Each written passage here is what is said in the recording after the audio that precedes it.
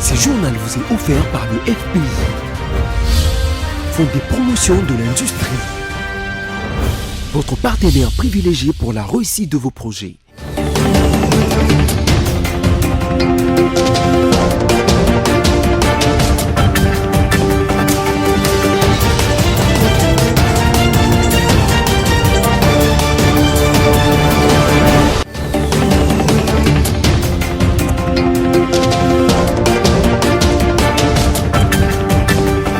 C'est l'heure de vous informer tout de suite les titres de l'actualité d'ici journal.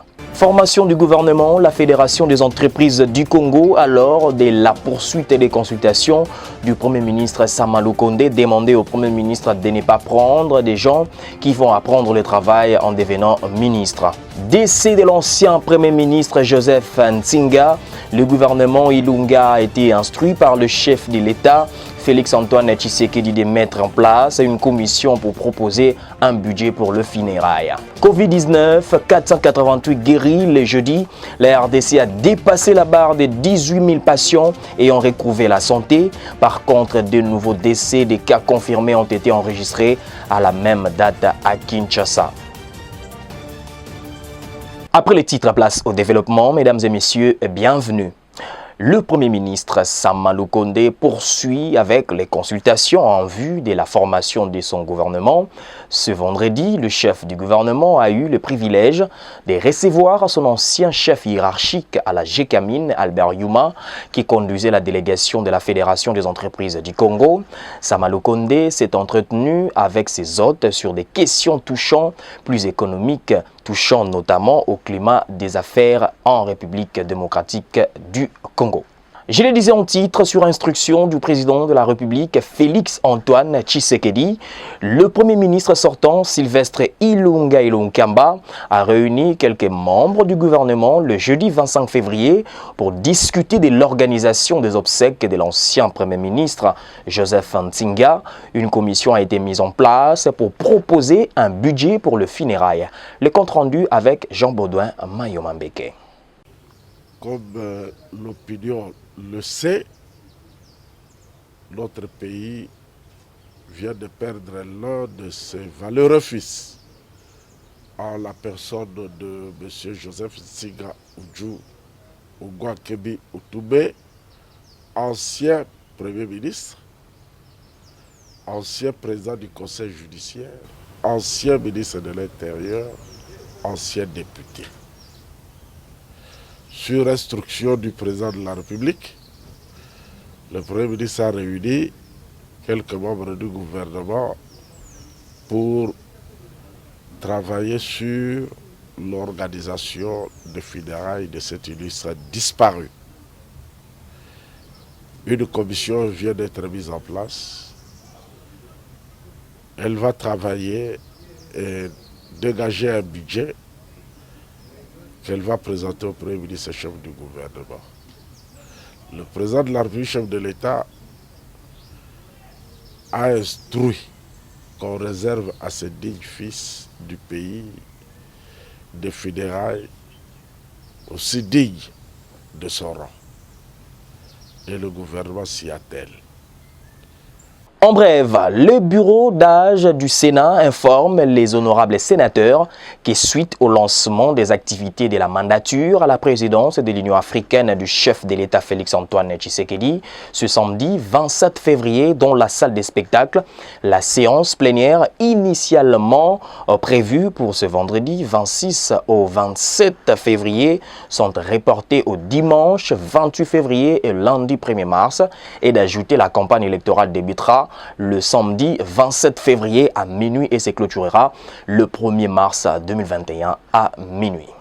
Autre chose à présent, appelé à la rescousse du caucus des députés nationaux, élu de la ville de Kinshasa, Christophe Mbosso-Nkodia, président de l'Assemblée nationale, a obtenu de toutes les parties prenantes à la crise qui sévit à l'hôpital général des références de Kinshasa, ex-Mamayemo, la reprise du travail dès ce vendredi 26 février. Liévin Luzolo pour le détail.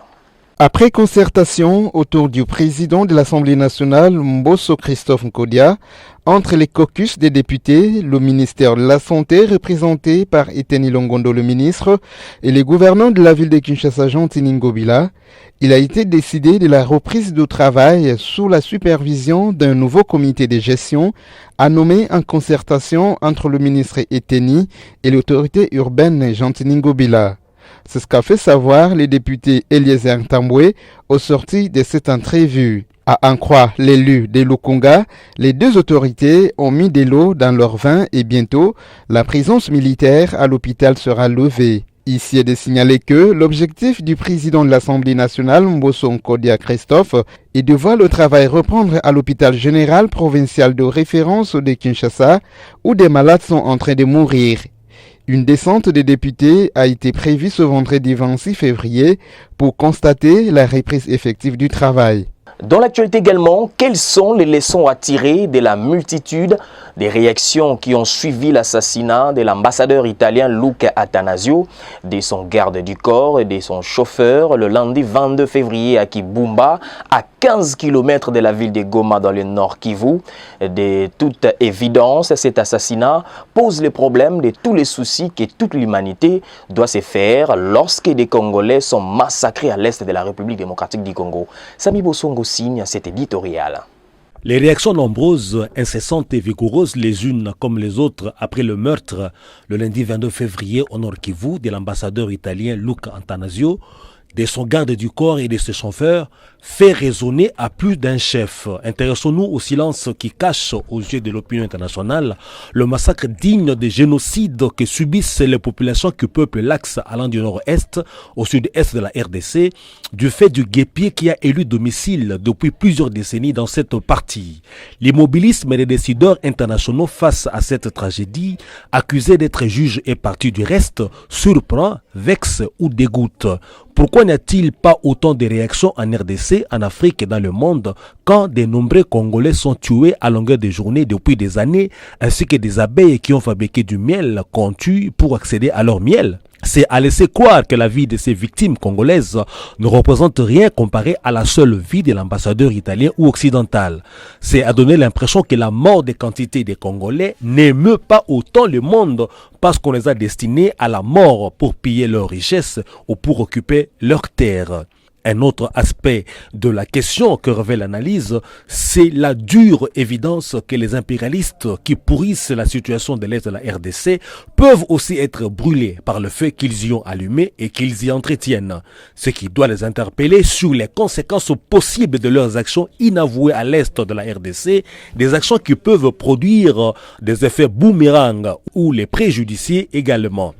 La question reste posée. Si on réagit à ce point sur un seul ambassadeur occidental tué, combien ne doit-on pas se mobiliser pour les nombreux Congolais qui sont sauvagement tués depuis des décennies? Instant coronavirus en République démocratique du Congo, 488 nouveaux malades ont été guéris sur l'ensemble du pays. 413 de ces nouveaux guéris sont de la ville de Kinshasa, 52 du Congo central, 11 du Haut-Katanga, 11 du Sud Kivu et 1 du Kasaï central. Deux nouveaux dossiers de cas confirmés ont été enregistrés jeudi 25 février à Kinshasa. Par ailleurs, 248 nouvelles personnes sont sorties guéries de centres de traitement Covid-19 et parmi les patients suivis à domicile, dont 413 à Kinshasa, 52 au Congo central, 11 dans le Haut-Katanga et 1 au Kasaï central. Depuis les débuts de l'épidémie déclarée le 10 mars 2020, le cumul de cas est de 25 691, dont 25 690 confirmés et improbables. Au total, il y a eu 707 décès et 18 286 personnes guéries. Notez que la République démocratique du Congo continue d'enregistrer de nouvelles vagues de guérison massive de la Covid-19 au cours de ce dernier jour. Connectivité de l'espace Grand Kasaï par les voies des eaux, le Fonds de promotion de l'industrie, FPI, et la Régie des voies fluviales, RVF, ont lancé les travaux d'entretien et aménagement qui consistent au dragage, balisage et dérochage de la rivière Loubi sur le tronçon Ndemba-Lusambo. Je suis Kalamba. Après 3 semaines de navigation, Les baliseurs Lomela qui avaient quitté le chantier naval de la régie de voies fluviales RVF le 2 février dernier à Kinshasa est finalement arrivé au port de Ndomba au Kasaï oriental pour amorcer les travaux d'aménagement et d'entretien de la rivière Loubi. Ce travaux qui consiste essentiellement au dragage, balisage et dérochage des 7 rivières vont concerner premièrement le tronçon Ndomba dans le Kasaï oriental et Lusambo dans le Sankourou.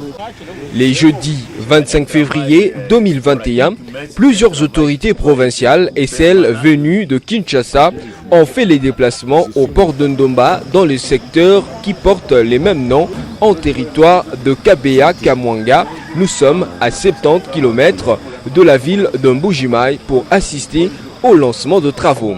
C'est les conseillers techniques du gouverneur, l'ingénieur Papi Moukadi, qui a donné le go au nom de l'autorité provinciale. En tant que l'œil délégué de mon gouverneur Jean-Marie Jamouteba, je rends un vibrant hommage au chef de l'État, lui qui avait pensé à l'espace Grand Kasaï pour notre désenclavement. Nous sommes ici accueillir l'engin qui était un rêve pour nous, mais aujourd'hui cet engin est sur place avec nous. Nous avons su que l'engin avait quitté Lusambo depuis la semaine passée et ils ont passé plusieurs jours en route. Ils ont lutté en dégageant tous les obstacles qu'ils ont trouvés. Et aujourd'hui, Dieu merci, cet engin est sur place. À cette occasion, je remercie mon gouverneur Jean-Marie Jamouteba, lui qui nous a toujours envoyés au fond pour la lutte de notre province avec l'équipe FPI. À cette occasion aussi, je remercie le directeur général de l'FPI, M. Kitebi, et aussi le directeur François Mpouila qui est à côté de moi, qui est le soldat de développement.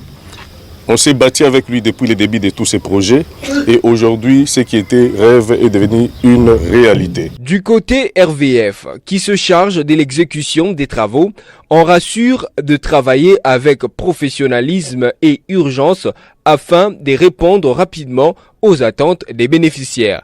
Gabriel Mokango est le coordonnateur du projet. Les travaux proprement dits prendront 45 jours. 45 jours calendaires. Parce que c'était 60, mais le 15 autres jours étaient donnés au bateau pour la navigation qui était Kinshasa à atteindre ici. Mais les travaux, donc, comme on vient de le lancer tout de suite là, ils auront 45 jours. Et après 45 jours, sur le calendrier respecté, nous allons revenir pour la remise et reprise des travaux avec le partenaire qui a sollicité et qui nous avait subventionné. Donc, j'ai dit, et je cite, le fonds de promotion de l'industrie FPI. Il sied de préciser que ce travaux s'inscrivent dans le cadre du projet de la connectivité du Grand Kasaï aux provinces du Congo central et de Kinshasa en vue d'amplifier les échanges commerciaux. Et le Fonds de promotion de l'industrie FPI tient à faciliter cette interconnectivité. François Mpouila est cadre du FPI, il est le team leader du projet. Ce programme s'inscrit dans le mandat du Fonds de promotion de l'industrie, la deuxième mission qui veut que le fonds puisse appuyer ou financer la construction ou la remise en état des infrastructures reconnues d'utilité publique comme celle-ci. Et nous voulons aussi dire merci au gouverneur de la province pour tous les arrangements sécuritaires, administratifs qu'il a mis à la disposition de l'équipe pour que nous puissions arriver à faire ce travail. Une bonne nouvelle pour tous les navigateurs qui empruntent cet axe. Une fois tous les travaux effectués, la RVF va produire la carte de navigation de la rivière Loubi qui sera mise à la disposition des armateurs afin de faire respecter les consignes de navigation sur cette rivière de 3e catégorie. 3 morts consécutifs à une double attaque dans la commune rurale de Mangina au Nord Kivu le jeudi 25 février. Les éléments de FARDC ont affronté des hommes armés identifiés comme des Maïmaï. Les éléments des FARDC dans la province du Nord Kivu ont affronté des hommes armés identifiés comme de Maï Maï le jeudi 25 février 2021 aux environs de la commune rurale de Mangina.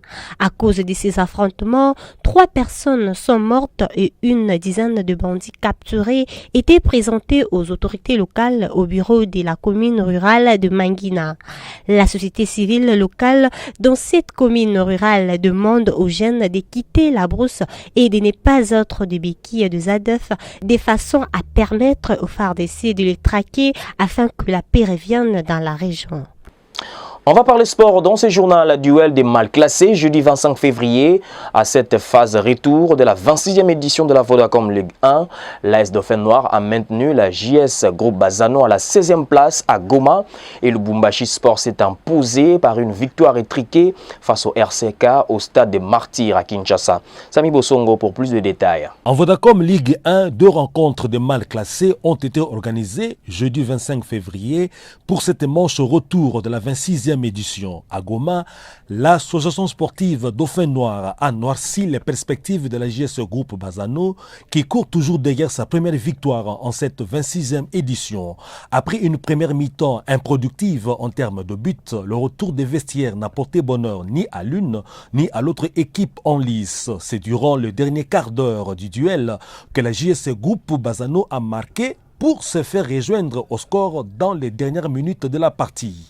Dans la capitale, le RCK offrait son hospitalité à Lubumbashi Sport. Jour de bonheur pour le club Lucho qui, au terme des 10 rencontres sans victoire, a battu l'équipe haute par un but à brosse. But obtenu après une action menée par Kayokele Ikiki qui a chippé le ballon à Kiala avant de battre le portier du RCK Kindoki Kinzi à la 58e minute. Belle perspective pour les Kamikazes qui totalisent 11 points après 18 rencontres à 2 points du premier non relégable. L'AS Simba qui compte 13 points, moins 13 différences de but après 16 rencontres. La jeunesse sportive Groupe Bazano qui a laissé filer sa victoire demeure la lanterne rouge avec 8 points, moins 12 de différences de but après 17 rencontres. L'association sportive Dauphin Noir est toujours 14e avec 12 points, moins 7 de goal average après 15 affrontements. Ne nous quittez pas, la revue de presse, c'est dans un instant. Pour formation du gouvernement, la Fédération des entreprises du Congo, alors de la poursuite et des consultations du Premier ministre Sama Lukonde, demandait au Premier ministre de ne pas prendre des gens qui vont apprendre le travail en devenant ministre. Décès de l'ancien Premier ministre Joseph Ntinga, le gouvernement Ilunga a été instruit par le chef de l'État, Félix-Antoine Tshisekedi, de mettre en place une commission pour proposer un budget pour le funérail. Covid-19, 488 guéris le jeudi. La RDC a dépassé la barre de 18 000 patients ayant retrouvé la santé. Par contre, de nouveaux décès, des cas confirmés ont été enregistrés à la même date à Kinshasa. Essentiel de l'actualité, merci de l'avoir suivi. L'actualité reste en continu sur votre chaîne. Restez avec nous.